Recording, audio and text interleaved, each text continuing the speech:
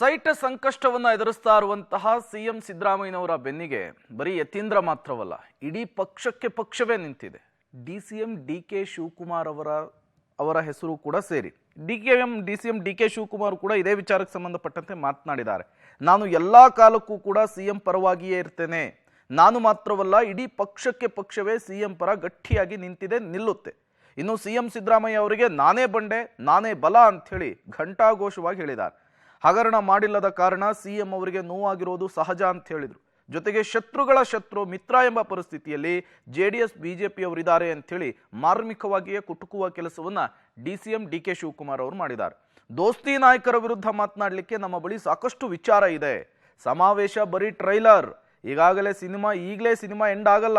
BJP JDS ನಾಯಕರಿಗೆ ನಾವೇ ಸರಿಯಾಗಿ ಉತ್ತರ ಕೊಡ್ತೇವೆ ಅಂತೇಳಿ ಡಿಸಿಎಂ ಡಿಕೆ ಶಿವಕುಮಾರ್ ಅವರು ಸೈಟ್ ಫೈಟ್ನ ವಿಚಾರಕ್ಕೆ ಗುಟುರು ಹಾಕಿದ್ದಾರೆ. ಬಲನೋ ತೋಳೋ ಏನೋ, ನಾನಂತೂ ಅವ್ರ ಪರ ಇದ್ದೀನಿ, ಮುಂದಕ್ಕೂ ಇರ್ತೀನಿ. ರಾಜಕಾರಣ ಇಲ್ಲ ಅಂದ್ರೆ ಏನು ನಡೀತದೆ? ರಾಜಕಾರಣ ಅದು ಬೇರೆ ಏನೇನು? ಅಯ್ಯೋ, ಎಲ್ಲರನ್ನೂ ಈಗ ನನ್ನ ಜೈಲು ಹಾಕ್ಸಿದ್ದಾಯ್ತು, ಬೇರೆ ಹಾಕಿ ತಿರ್ಗಾ ನನ್ನ ಅವನು ಯಾರು ಹೇಳಿದಾನೆ ಮಿಲ್ಟ್ರಿ ಬಂದು ಕರ್ಕೊಂಡು ಹೋಗ್ತದೆ ಅಂತ ಹೇಳಿದೆ. ಕಳಿಸಪ್ಪ ನಿನ್ನ ಮಿಲ್ಟ್ರಿನ, ಕಾಯ್ತಾ ಇದ್ದೀನಿ ನಾನು. ನೋಡೋಣ, ಕಾದ್ ನೋಡಿ ಬಿಡುಗಡೆ ಮಾಡ್ತೀವಿ.